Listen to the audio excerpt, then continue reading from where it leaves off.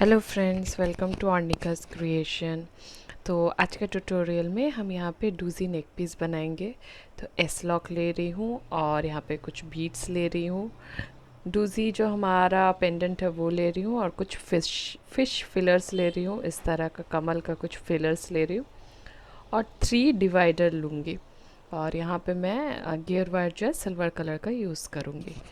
तो as usual हम लोग पहले जो हमारा एस लॉक है उसमें मैं जो हमारा गियर वायर है उसको डाल लूँगी एक अंदाज़े में। हमारा जो नेक पीस होने वाला है वो यहाँ पे 2 लेयर का होने वाला है। तो मैं यहाँ पे 3 सिल्वर डिवाइडर यूज़ करूँगी, बट मैं डिवाइडर के 2 पार्ट्स ही है जो यूज़ करूँगी 2 लेयर का नेक पीस बनाने में।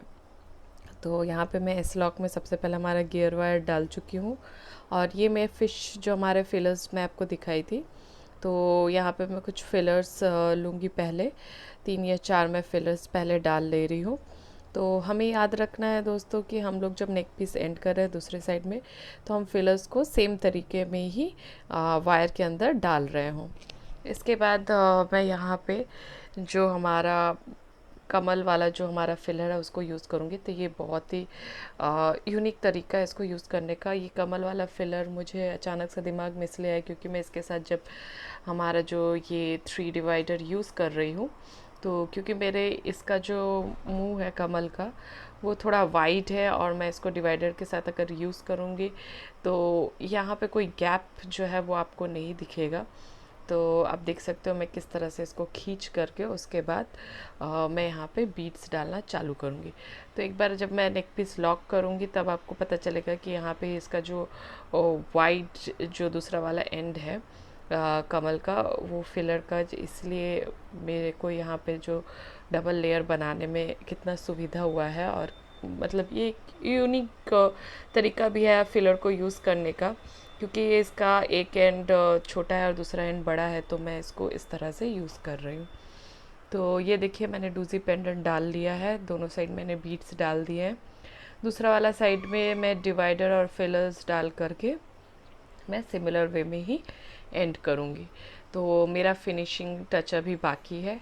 नेक पीस में मैंने बीड्स डाल दिए, फिलर डाल दिया, डिवाइडर डाल दिया, पेंडेंट डाल दिया। तो दूसरा वाला जो एंड है वो मैं लॉक कर चुकी हूँ। और ये इयररिंग्स है जो मैं आपको दिखा रही हूँ। इयररिंग्स में मैं यहाँ पे एक आई पिन ले रही हूँ और सेम जो हमारा कमल का फिलर है उसको यूज़ करूँगी और एक बीट यूज़ करूँगी। यहाँ पे मैं प्लायर की मदद से इसको थोड़ा बेंड कर लूँगी। एक्स्ट्रा जो पोर्शन रहेगा हमारा अनवांटेड वो मैं कटर की मदद से काट लूँगी और उसको बेंड कर दूँगी।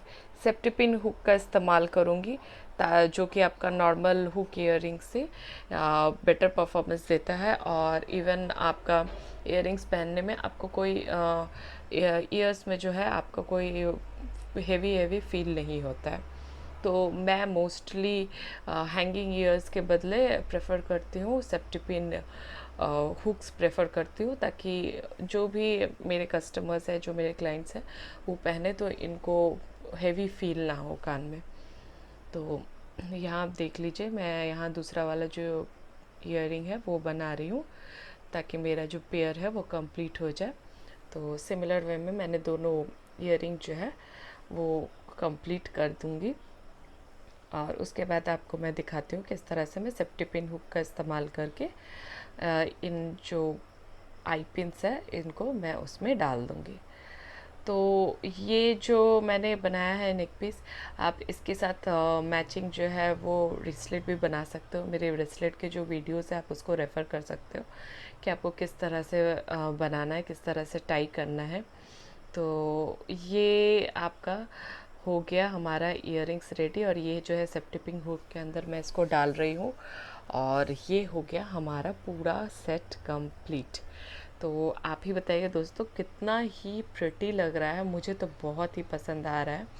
ये नेक पीस बहुत ही यूनिक कलेक्शन है और आप देख सकते हो बिल्कुल डूजी का जो रंग है उसके साथ मैंने बीड्स का जो कलर है वो मैचिंग वे में रखा है।